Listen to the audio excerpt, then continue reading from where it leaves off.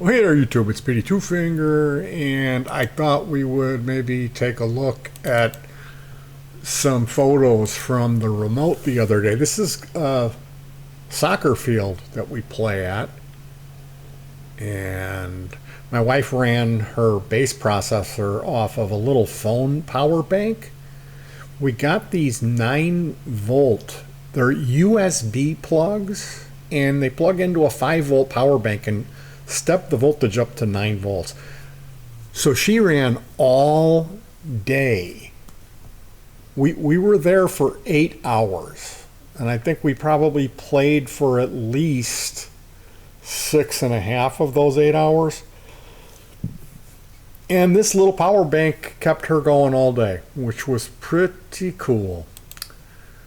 This is the new 3-in-1. This is the triple. And it's a you hit the power switch. There's a lithium ion power pack in here, batteries that you can recharge. It's got a 83 treble booster, which is a Brian May, a later on version of Brian May. I think, is it Greg Fry or is it Pete Cornish? I forget who made the 83 TV, but it's a really good treble booster.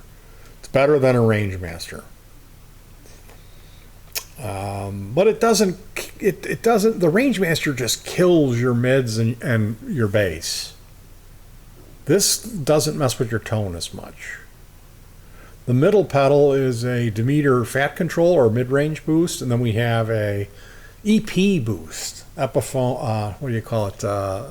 Exotic Echoplex preamp. And then here's my little cheap Gemini. These lasted, I didn't make it through the set with these, which really ticked me off. They're kind of new, and I'm already going to have to replace the batteries, or I don't know. That ticked me off.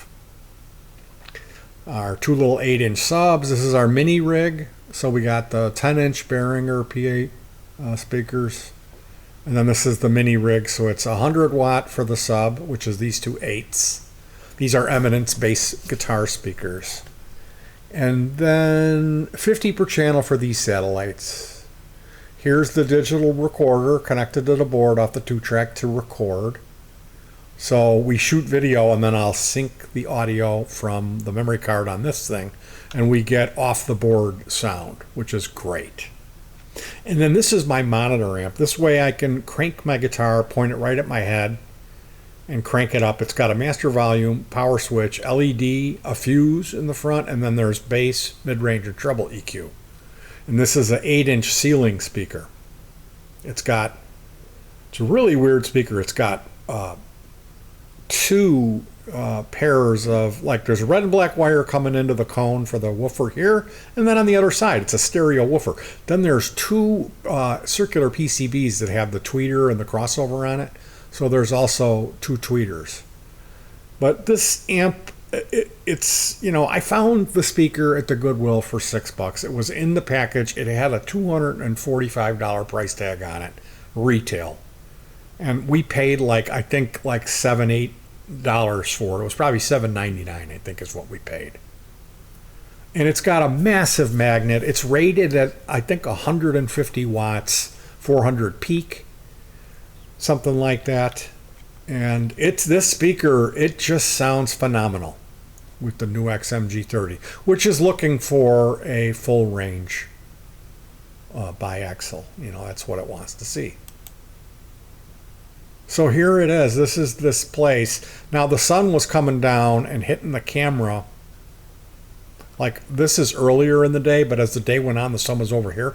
And then with the backlight, the video did not come out good. So I don't know how much of the video we shot from that day. I have to look at it. Honestly, guys, the triple here, I had to work on it. We had a bad potentiometer. We had some bad, it was just, when it rains, it pours. And I've got it fixed now. It's perfectly perfect. But I had to do some work on that. I had to do some programming on the MG30. I had to adjust the sensitivity. When you press toe down on the pedal here, it'll engage the wah-wah, and I had changed the sensitivity on that when I was playing with it. And I kept engaging the wah-wah, not knowing it, and I'm like, where is my tone going? Where's all my low end? And I've got like new treble boosters, so I'm thinking, oh man, this patch doesn't work with this device that I built. It's killing too, like, you know, it's distorted and it's high, too much high end. And it was the fact that I was engaging this wah. So I've been busy since we got back from the remote. I'm unable to walk. I am so sore. It's like I got hit by a truck and then they threw me threw me off the Sears Tower a couple of times. I just feel like I got run over by a bus. Pulled all the muscles in the back of my legs. So honestly, I haven't wanted to get near the footage because I'm so scared of what I'm going to see. I did cook down one of the last song, and I saw the worst of it. So I've been busy, but I haven't been busy doing editing. Yeah, this is I probably must have said a dozen times to my wife, Donna, this is so unbelievably cool that we can do this. And I say that every year when we go out, like on the first remote. It just kind of becomes overwhelming to me that it sounds as good as it does. It's as loud as it is, and we're using batteries. It's all stuff we've pretty much recycled. But isn't that doesn't that little box, that triple pedal, doesn't that look professional? I think it does. I want to put some what do you call it, flair on it. I want to get I don't know if I'm going to put a 2 on it or a 3 because it's the triple. Oh, there's my this is Gomti's new Ibanez micro bass that we got. And that's a wonderful instrument. Now here in Chicago we are having cicadas. What did you call them? Brood of cicadas? There's 2 different broods. There's 2 different broods right now. Yeah, which is unusual. Here's I drilled a hole in this side of the headstock and put a magnet, a round neodymium magnet, and then this squirmel's had a nut attached to it. So you can stick the nut and then it dances all around when I play. So I'm drilling into this headstock and my wife goes, "You're going to crack that headstock." 3 seconds later, the back end of the headstock cracks out, and like a piece like as big as like 2 quarters and a penny stacked into a triangle. Maybe not that big, but I super glued it all back on, and this squirmels is. Our cat had went to the dentist and had his teeth pulled, and when he came home, he was flying high again. He was messed up. His pupils were dilated, so he was all crazy. And we started playing, and he was laying in my wife's bass case. He'll curl up in the bass case. He loves going in there. And then I was playing my yellow Strat, and I had the squirmels dancing around, and Keto went nuts. And ever since then, he's been going after the squirmel. We're hiding it. We're putting it in a little plastic case and hiding it, and he just was going aggressive. He was going everywhere he thought it was. He would go and crawl. He was like, it was like one of those Buster Keaton movies where like on a high wire, you know. So yeah, it was just a beautiful day, absolutely beautiful. So my wife, I said, "Would you take some pictures of that yellow guitar?" So she went, and here you can see the squirmels. I love that little guy.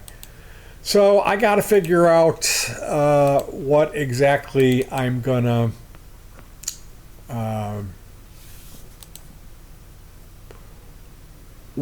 put on that squirmels, on that the triple.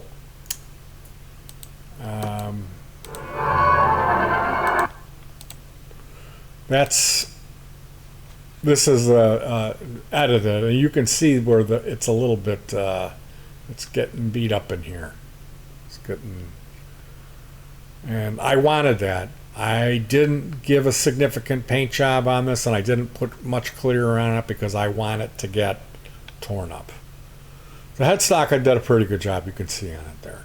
So thank you for sticking around. I think I will, at this point, I can, this segment of the video is going to be reading a YouTube comment. I saw one of these shorts, and it said, what does STP mean? And this guy's like, it's STP, what is it? The logo for this oil additive, and what does STP even mean? What is it? Why do you... Started in 1954. 1954. And yes, that is Suzanne Summers. STP. So someone commented, okay, yeah, we have Stone Temple Pilots. When I was in school, we used to say, stop teenage pregnancy. Yeah, but you didn't have to worry about that. In Chicago in the 70s, it stood for Stop Teasing Polish People. So someone commented, we're going to read this enlightened comment here. So somebody commented, hippies and musicians repurposed that sticker/logo because of a drug, STP-DOM. It was a psychedelic methamphetamine developed by Alexander Shulgin, and Dow Chemical held the patent. He worked for them for a minute. Alexander Old Shulgi was employed by the Dow Chemical. This speed, STP, it was a psychedelic, but it was meth based. It was so strong you would trip with super intense visuals for many, many hours, days, even weeks or months. It would completely ruin you. This would shatter people. It would completely fry you. It was a horrible drug. Bad speed psychedelic. Horrible. Worst drug ever. Could totally shatter you. It was a horrific drug that people don't know about, because they buried the story. The FBI made the sale of the chemicals needed to manufacture LSD or LSD precursors. The FBI went and made it illegal to sell the chemical ingredients to make LSD. So all of a sudden, after the Summer of Love in the fall of '67, it was right at this, whenever it was the same time when Pink Floyd came over for their first U.S. tour. Right after the LSD dried up, 50,000 hits of STP flooded Haight-Ashbury District. And these hits, I believe they were 50 times the normal dose. And there's a good chance that that's what happened to Syd Barrett. He got a hold of this, and that's what put his lights out. Wasn't LSD. Look at the Monterey Pop Festival video. You know, when the Jimi Hendrix torched his Strat. David Crosby has an STP sticker proudly on display of his Gibson guitar. And he was also ranting and raving, giving speeches about the war on the microphone, which was actually why the Byrds fired him. This was his last show with the Byrds. STP messed up a lot of people, including Pete Townshend. Pete Townshend took STP on a plane, and he never took a psychedelic again in his life after he dosed STP. He described it in an interview in Rolling Stone magazine, and you can hunt that down and read it if you want to learn about this drug. STP/DOM. It completely fried you. Now, this was around the same time at the Manson family. Then we have Altamont, the overdose deaths of Jim, Jimmy, and Janice. This was all in about a 2.5 year span that this went down. It was really like, if you were hip, you knew it was all over by the fall of '66. The hippie thing, it was done. But by September of '67, they were putting the genie back in the bottle. A lot of people got hurt badly. The hippies did not find peace and love at the end of the rainbow. They found death and addiction. They tried to put an end to the church and the patriarchy with rock and roll, LSD, the pill, teenagers, the Beatles, the Monkees, weird scenes inside the canyon. Read that book. They were pulling the grand social reformation experiment, making the state the father. And they did this with a lot of tools. Only the people revolted against the military-industrial complex. The LSD actually made them protest the war machine. So yeah, abort, abort, put the genie back in the bottle. This is another reason why the STP logo was a thing. It's a sinister idea. Yeah, I know, I'm a kook. I'm completely nuts. But everything I typed here is the truth. And they don't talk about STP anymore. You literally couldn't find anything about it for a long time. I learned about STP when I was 13 years old from reading in books about drug abuse. Now it's starting to come out what really went down when the feds cracked down on LSD, and there isn't any. So STP so strong that it puts Pink Floyd LSD guru Sid Barrett's lights out permanently. This STP shows up in mass in San Francisco. Then the Hells Angels started cooking speed, and then the heroin was introduced. So you get speed kills, or you got strung out on heroin. Tune in, turn out, drop out, freak out, heart attack, OD. They were trying to put the genie back in the bottle, all right. A lot of those people were spooks, those rock and roller LSD types. Jim Morrison's dad was the dude who signed off in the Gulf of Tonkin. What you talking about, Willis? Do your own research. The Gulf of Tonkin incident was the false flag that started the Vietnam War. And that was Mojo Risen Sr. that started the Vietnam War. Weird scenes inside the canyon. You need to type that into your Google. You need to read that book. The guy's not around anymore. He got cancer. David McGowan's Weird Scenes Inside the Canyon. Tavistock Institute. Write that down. STP means Science, Technology, and Performance. Ah, yes, that was Suzanne Summers. Nothing to see here. Move along. Suzanne Summers, ha ha ha, STP. It's oil. Yeah, look at the pretty lady. And don't forget to vote.